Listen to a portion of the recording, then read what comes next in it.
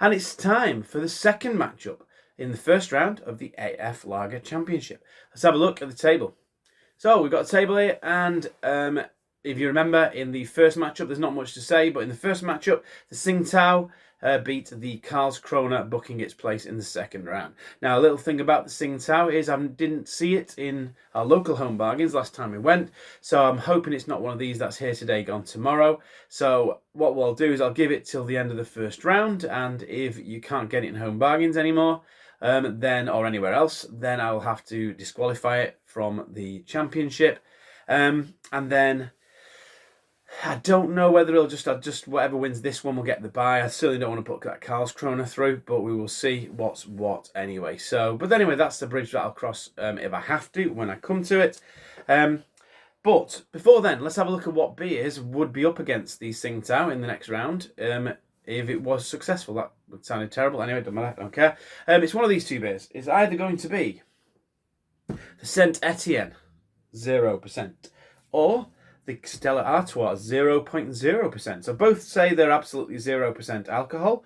This is a 500ml bottle. I think it's about £1.30, something like that. Maybe I might be wrong. Might be a bit less than that. These about £4 for a £4, but you can get them a bit cheaper. I think you can get them as cheap as £4 for £3. Let's have a look. What else we got here? I'll talk about the sugars. Why not?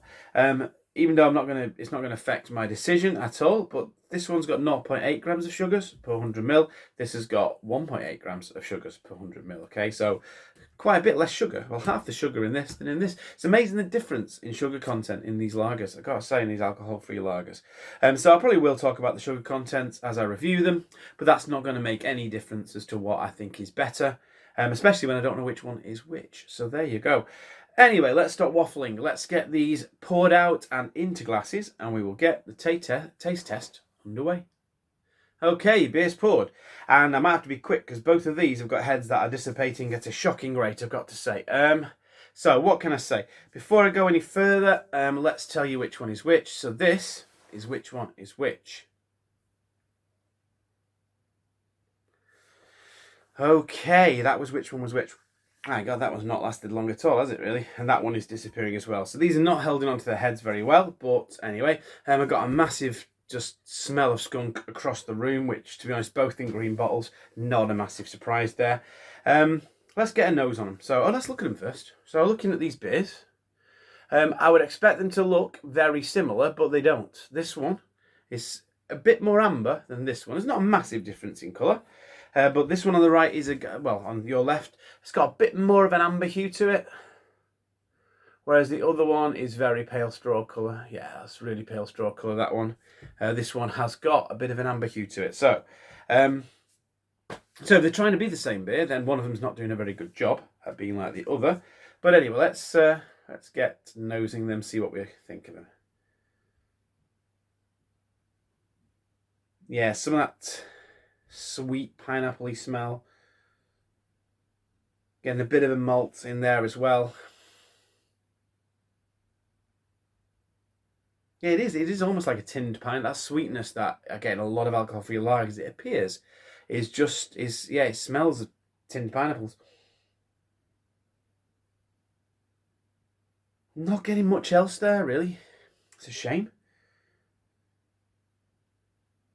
But that's not a nice smell in a beer, that. It really isn't.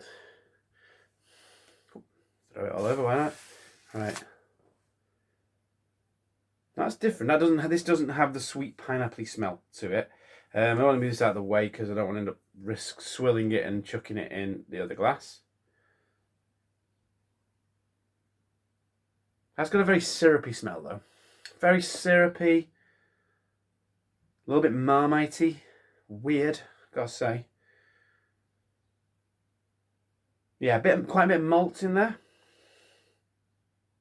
In the smell, which is weird because I would have thought that one would have had more malt in the smell. Neither of these have got particularly nice smells.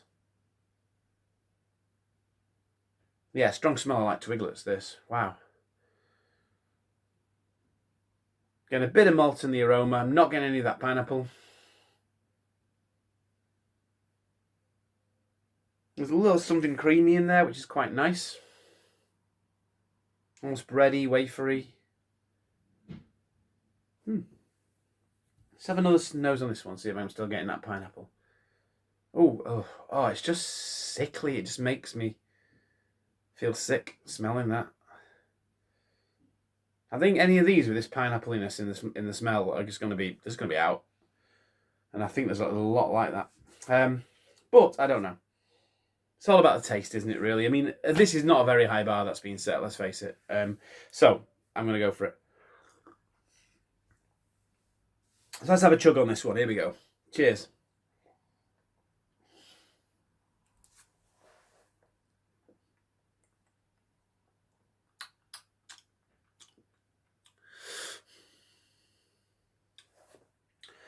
Let's go again.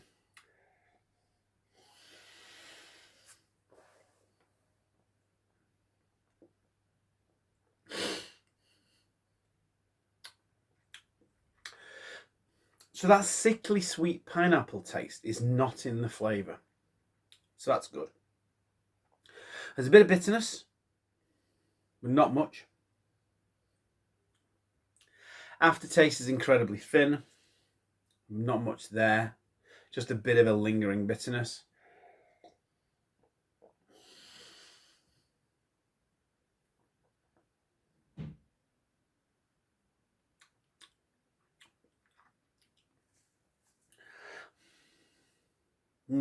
Very, very little to this.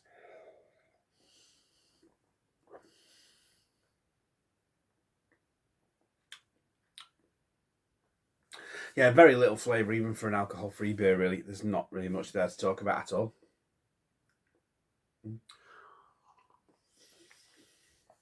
Just subtle hints of that horrible sweetness, but really nothing else.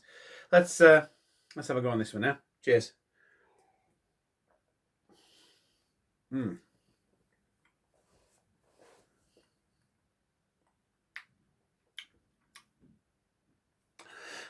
So that's more bitter than that one.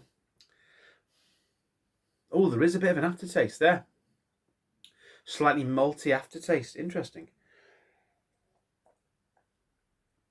It's not the smoothest drink in the world.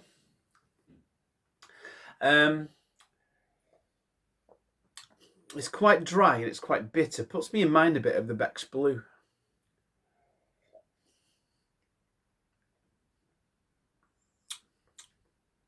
Now, I know the Beck's Blue is very low in sugar.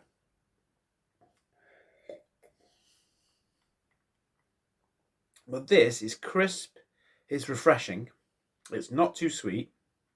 There is a bit of malt on the aftertaste.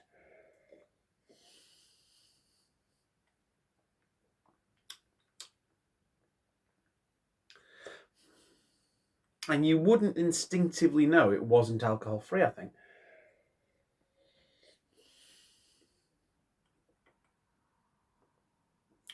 I mean, by proper lager standards, this is like nothing, let's face it. There's none of those great flavours I take from a great lager are in this, really. And sometimes you can hide the fact that something's alcohol-free by taking away as much flavour as you possibly can from the beer. I don't think they've tried to take away flavour with this one, but they've made it not too sweet. They've given it a bit of bitterness. It's got a little bit of maltiness in it.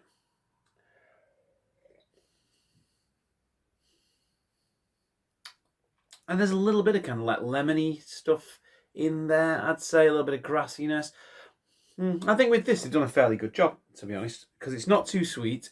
There is a little bit of flavour there. It's got some bitterness. Nice bit of maltiness on the aftertaste. It's quite dry. It's quite crisp. I mean, it's a slam dunk for this one every day of the week. Let's try this again. This one just tastes really artificial.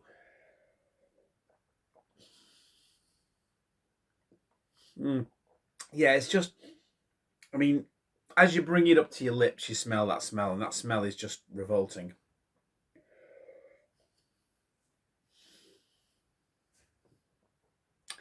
In the taste, a little bit of sweetness makes it nice and drinkable, but something in the background there is just making it a little bit sickly.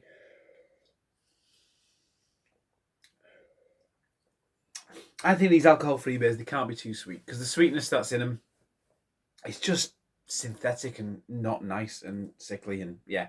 And there you go. So it's got to be this one going through. I'm going to just think that this, because it's got less sugar in it, is going to be, or because it's less sweet, I'm guessing this is Stella. I do remember thinking the Stella was okay, so if this is the Stella, it means that I was right to think that, or I still believe that. I don't remember the Stella making me gag when I smelt it, but anyway, if it's the other way around, absolutely fine. It'll be interesting to see what's happened and whether I was right. So we'll find out whether I was right in a minute. And I'm back, and yes, I was right again. So 100% so far on these, which is interesting. Stella on the left. Wow, Saint Etienne. So yeah, they're just Aldi again. Aldi, is this what Aldi do? Well, they're alcohol-free beers. It's got a bit of that cheesiness in it as well. They just ramp up a load of pineapple and cheese in the beer and expect it to taste nice. I don't know. And considering this is the one with, this has got twice as much sugar in it, I'm starting to think, loads of sugar, not a good idea, and not good for you either. So not only is this healthier, but it's also, I think, nicer. Not brimming with flavour. It does have something that puts me in mind of Stella, really. It does kind of taste of Stella as well, interestingly enough. Let's finish the bottle. Yeah, it does actually taste of Stella. I'm enjoying that. I did enjoy it before, but I'm sure that Stella, alcohol-free Stella, I might be wrong, had more sugar in it than that. I'm sure I used to think, oh, well, it's quite a nice alcohol-free lager, but it is quite high in sugar. Now, I wouldn't consider 0.8 grams per 100 ml as high in sugar, so it's quite possible. That does say 0.9, doesn't it? Yeah, 0.9. Not 0.3, is it? No, that's definitely 0 point something anyway. Now, I'm sure it had more than that in it. So I don't know whether they've changed the recipe or what to make it less sweet. But I think that's, don't get me wrong. It's not good by any means. And I'd rather just have a lager any day of the week. But the Saint Etienne, no, whatever that is in the flavour, I'm not enjoying it. Whereas this, it's probably got less flavour, but it's not got any horrible notes in the flavour. It's quite dry, it's quite bitter, it's got a little bit of maltiness in it. That's all there is to it, really. So, yeah, Stella Artois, alcohol-free, going through, up against the Tsingtao. Be an interesting one, that, actually. Be interesting to see how that goes. I couldn't call that at this stage, really. I'm quite impressed with the Stella, I must say. Anyway, there you go. Stella through. Until next time, have a good one.